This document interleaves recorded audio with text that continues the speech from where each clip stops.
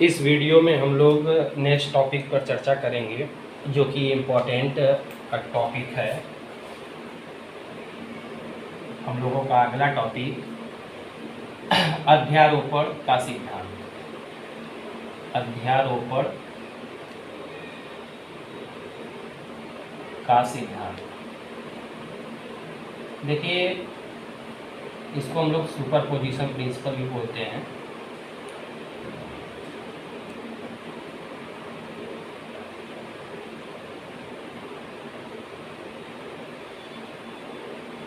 यह जो अध्यारोपण का सिद्धांत होता है, यह जब दो से अधिक आवेश होते हैं उस पर यह कार्यरत करता है। जैसे हम लोग देख चुके हैं कि जो कूलाम का नियम होता है वह दो बिंदु आवेशों के लिए होता है, लेकिन जब किसी बिंदु आवेश पर दो से अधिक आवेशों के कारण हमको जो है वैद्युत बल की गणना करनी होती है, तो उस स्थिति में हम लोग अध्यारोपण का सिद्धांत प्रयोग करते हैं। तो थोड़ा सा इसके बारे में जान लेते हैं। मान लीजिए कोई निकाय है, उस निकाय में n बिंदु आवेश है। जो बिंदु आवेशों की संख्या है वह n बिंदु आवेश है। कितने बिंदु आवेश हैं? n। और यह n बिंदु आवेश क्रमशः मान लीजिए Q1, Q2 dot dot Qn है। इनके कारण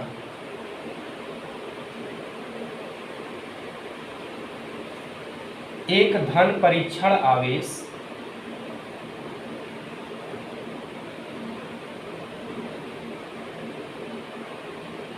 Q0 पर, किस पर? Q0 पर वैद्युत बल की उनको क्या करनी है? गणना करनी है। तो अब ही आपको हमने बताया कि जब दो बिंदु आवेश होते हैं तो उस पर हम लोग आसानी से कूलाम का नियम लगा देते हैं, लेकिन आपके n बिंदु आवेश हैं अर्थात दो से अधिक बिंदु आवेश हैं, उसके कारण Q0 पर लगने वाले वैद्युत बल की गणना करनी है।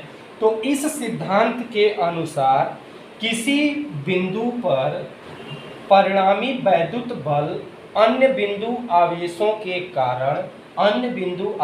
के कारण इस बिंदु आवेश पर लगने वाले वैद्युत बल के सदिश योग के बराबर होता है। इस स्टेटमेंट को आप अपने फेयर में नोट कर लीजिएगा।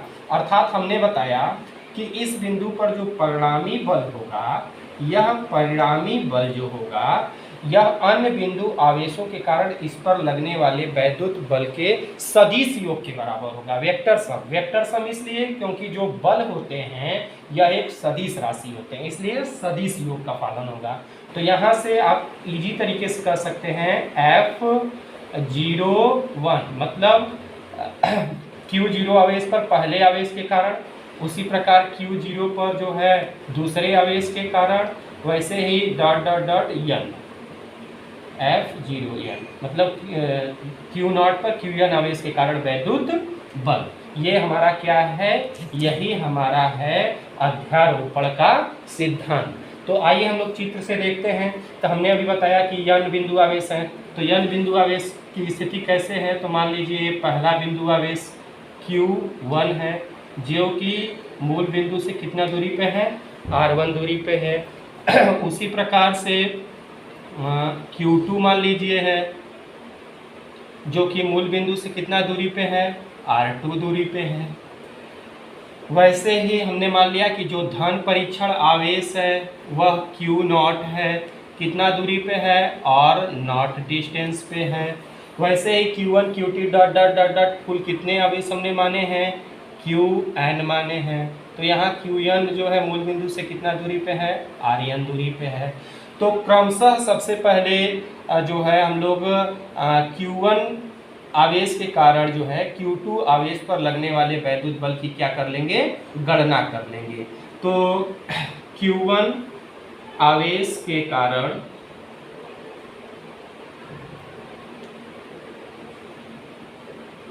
क्यू नॉट पर वैद्युत बल निकाल लीजिए।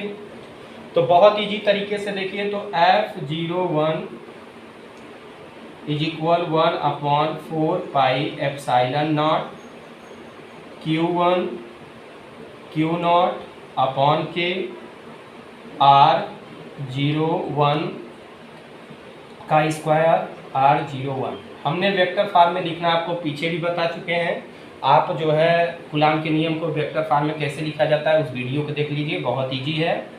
और हर एक वीडियो को वॉच करिए, तभी आपको फिजिक्स समझ में आएगी। अगर आप एक भी वीडियो मिस करते हैं तो आपका कंसेप्ट क्लियर नहीं होगा। तो वैसे ही यहाँ पर Q2 आवेश के कारण निकाल लीजिए।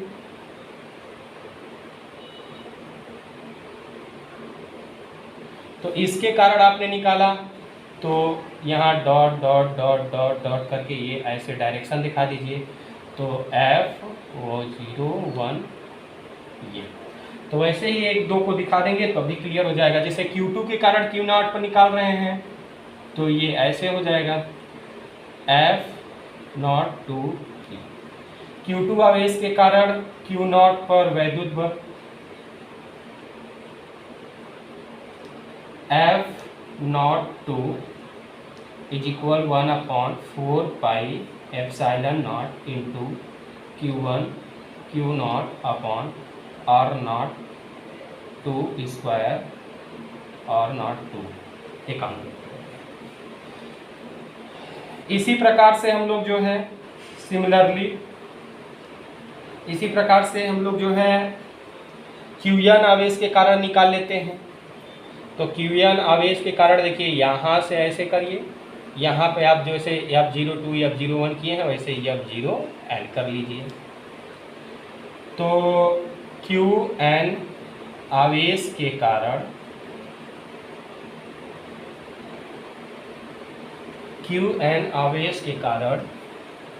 Q0 पर वैद्युत बल, तो यहाँ से F0n आप निकालेंगे तो हो जाएगा 1/4πε0 Q0 अपॉन के R0n का स्क्वायर R0n एकांक। अब हम लोग इनका मान F01 F02 dot dot F0n का मान जो है इस समीकरण 1 में रखने पर सभी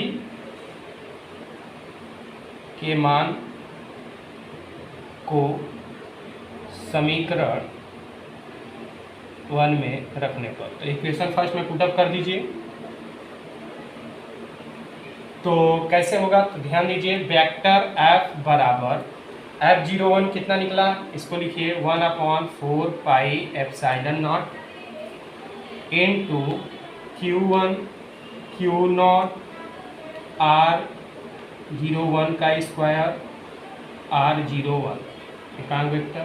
वैसे इसको 1/4πε0 Q2 Q0 R02 का square R02 plus dot dot dot करके यहाँ प्लस लिख लीजिए, लास्ट इसको लिखिए 1/4πε0 इंटू Qn Q0 R0 का स्क्वायर R0n।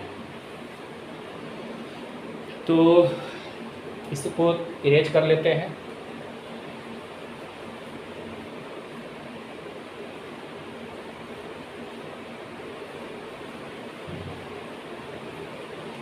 अब आप थोड़ा सा ध्यान देंगे तो आप देखेंगे कि 1/4πε0 जो है सभी में कॉमन है, तो आप उसको कॉमन कर लीजिए। 1/4πε0 इसको कॉमन आपने कर लिया, तो अंदर क्या बचा आपका, तो आपने अंदर देखा, एक मिनट, ये Q0 भी आपको दिख रहा है, तो Q0 को भी आप जो है बाहर निकाल लीजिए। तो अंदर आपका क्या बचा, Q1 r01 का स्क्वायर r01 कौन वेक्टर कैप, फिर यहाँ से q2 हो गया r0, या तो इसके साथ ही लीजिए, ये इजी रहेगा, शॉर्ट फॉर्म में लिखने में हमको इजी रहेगा। q0 आपको की मिली है, की मिल गया ना, चाबी जो रखे थे। q0 r02 का square r02 plus dot dot dot qn into q0 r0n का स्क्वायर r0n, ये हमने ले लिया। अब आप देख रहे हैं यहाँ से vector f is equal 1/4 pi epsilon not, ये कॉमन हो गया है। तो आप चाहें तो यहाँ समेसन है, सब में प्लस है, तो इसको शॉर्ट फॉर्म में लिखने की कोशिश कीजिए। ये समेसन का जो है इंडिकेशन है, तो इसको आप इस तरीके से भी लिख सकते हैं। Qn 1 है तो आप इसको लिख दीजिए Qi, और ये Q0 सब में है तो Q0 लिख दीजिए अपॉन Q। यहाँ पे R है तो R, 0 सब में है तो 0 करिए, 1 2 है तो इसलिए यहाँ पे जैसे 1 2 ऊपर था तो वैसे ही आपने I यूज किया है, तो वैसे यहाँ पर भी क्या यूज कर लीजिए, I यूज कर लीजिए। वैसे इस वेक्टर पर I कैप वाले को भी देख लेते हैं, r01 कैप को, तो 0 हो गया, 1 2 की जगह I यूज कर लीजिए, ये कैप हो गया। तो ये जो I है, ये I बराबर क्या है, n है, मतलब I हमारा कहाँ तक गया है, n तक गया है, और I की प्रारंभिक वैल्यू कितनी रखेंगे, 1 रखेंगे। देखिए 1, फिर दूसरा रखेंगे तो 2, तीसरा रखेंगे तो 3। इस प्रकार से ये हमारा तैयार होता है सुपरपोजिशन थ्योरम। कब, जब किसी एक बिंदु आवेश पर अन्य बहुत सारे बिंदु आवेशों के कारण हमें निकालना होता है वैद्युत बल, परिणामी वैद्युत बल। तो चलिए इसको नोट डाउन कर लीजिए। अच्छा, एक चीज़ और नोट करिएगा, मान लीजिए दो वैद्युत बल हैं, F vector F1 vector F2, और यह वैद्युत बल जो है किसी बिंदु आवेश पर किसी कोण पर कार्यरत है, मान लीजिए थीटा कोण पर लग रहे हैं, और इनका हमको निकालना है परिणामी बल। तो क्लास 11th में आप पढ़ चुके हैं कि यदि दो सदिश राशियां हों और उनका परिणाम निकालना हो तो हम लोग समांतर चतुर्भुज का नियम लगाते हैं। तो कहीं कहीं ये भी बहुत इंपॉर्टेंट होता है। इस स्थिति में हमारी जो परिणामी बल होती है वह होती है F1 का स्क्वायर प्लस F2 का square plus 2F1 into F2 cos theta. ये डायरेक्ट आप यहाँ से नोट कर लीजिए, नोट करके नीचे से। तो ये आपका जो है थ्योरी कंप्लीट होती है, अध्यारोपण का सिद्धांत।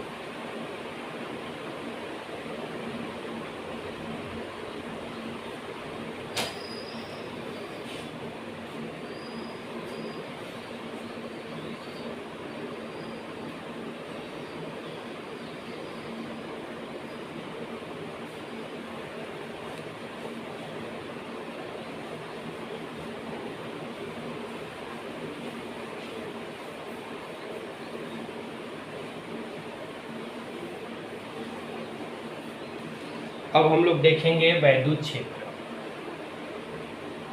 वैद्युत क्षेत्र, इलेक्ट्रिक फील्ड।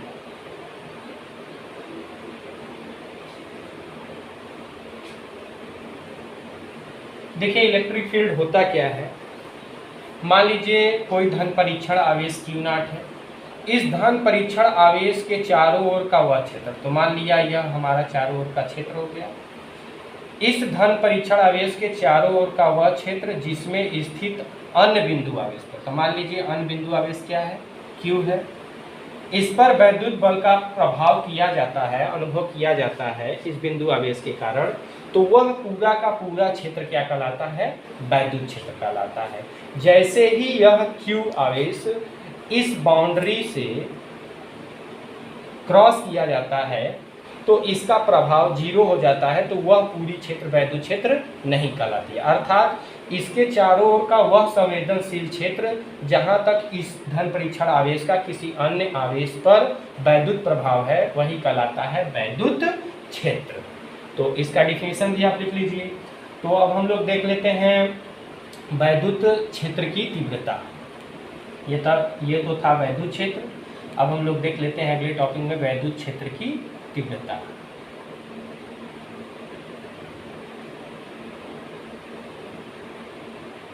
Electric intensity.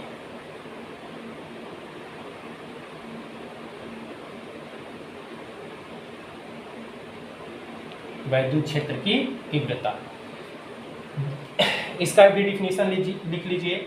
वैद्युत क्षेत्र के भीतर एकांक धन परीक्षण आवेश पर लगने वाला बल, एकांक धन परीक्षण आवेश पर लगने वाला बल वैद्युत क्षेत्र की तीव्रता कहलाती है। अर्थात E बराबर इस वैद्युत क्षेत्र की तीव्रता को हम लोग किससे दिखाते हैं?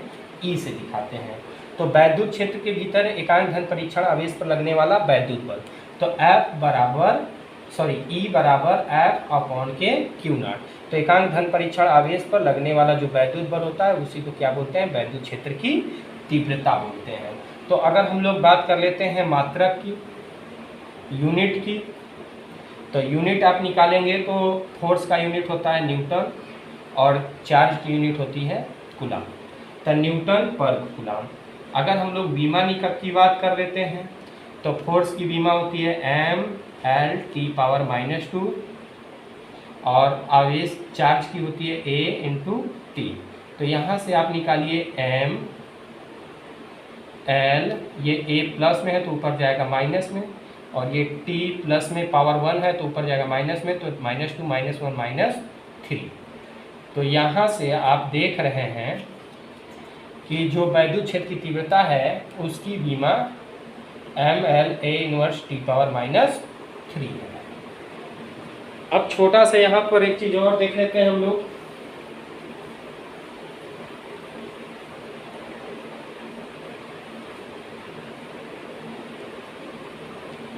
किसी बिंदु आवेश के कारण, किसी बिंदु आवेश के कारण, किसी बिंदु आवेश के कारण वैद्युत क्षेत्र की तीव्रता।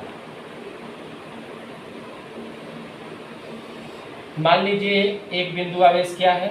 Q है। इस Q बिंदु आवेश के कारण Q0, अर्थात मान लिया कि Q बिंदु पर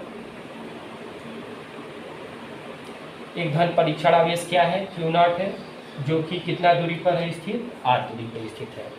तो इस बिंदु आवेश के कारण R दूरी पर रखे धन परीक्षण आवेश Q0 पर आपको क्या निकालना है? वैद्युत क्षेत्र की तीव्रता। तो सबसे पहले आप क्या निकाल लो? वैद्युत बल निकाल लो। तो F बराबर आपको पता है कूलम के नियम से दो बिंदु आवेश के कारण, तो 1/4πε0 Q × Q0 अपॉन के, इन दोनों के बीच की दूरी क्या है? R²। यहाँ से अकॉर्डिंग टू डिफिनेशन इसमें मान रख लीजिए। तो E बराबर F का मान कितना आपने निकाला? 1/4πε0 × Q × Q0 अपॉन के R²। और धन परीक्षण आवेश किस पर आप निकाल रहे हैं? Q0 पर। तो Q0 से Q0 क्या हो गया? कैंसिल। तो यहाँ से एक फार्मूला और निकल के आ गया, E = 1/4ε0 Q/R²। और ध्यान दीजिए यहाँ 1/R² आया हुआ है, अर्थात जो वैद्युत क्षेत्र की तीव्रता है वह दूरी के वर्ग के विलोमानुपाती है। इसलिए यह एक चीज़ और नोट कर लीजिएगा, व्युत्क्रम वर्ग के नियम का पालन करता है। वैद्युत क्षेत्र की तीव्रता व्युत्क्रम वर्ग के नियम का पालन करता है। वैसे ही आपका कूलम का नियम भी जो है व्युत्क्रम वर्ग के नियम का पालन करता है। कभी कभी ऑप्शन क्वेश्चन बन जाते हैं। तो ये हमारा तब फार्मूला था जब दो बिंदु आवेश थे। जैसे आप कूलम के नियम में भी वैद्युत बल की गणना किए थे तो 2, फिर अध्यारोपण सिद्धांत हम लोगों ने पढ़ा 2 से अधिक। तो उसी प्रकार से जब 2 से अधिक बिंदु आवेश के कारण वैद्युत क्षेत्र की तीव्रता निकालनी है तो उस स्थिति में क्या करेंगे, थोड़ा उसको भी इसमें एक लाइन ऐड कर लीजिए।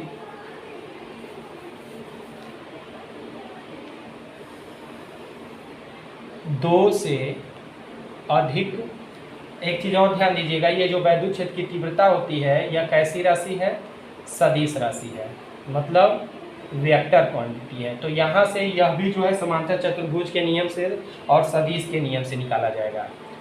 2 से अधिक आवेश के कारण वैद्युत क्षेत्र की तीव्रता, तो माना n बिंदु आवेश क्रमशः Q1 Q2 dot dot Qn है। इनके कारण बिंदु P पर एक धन परीक्षण आवेश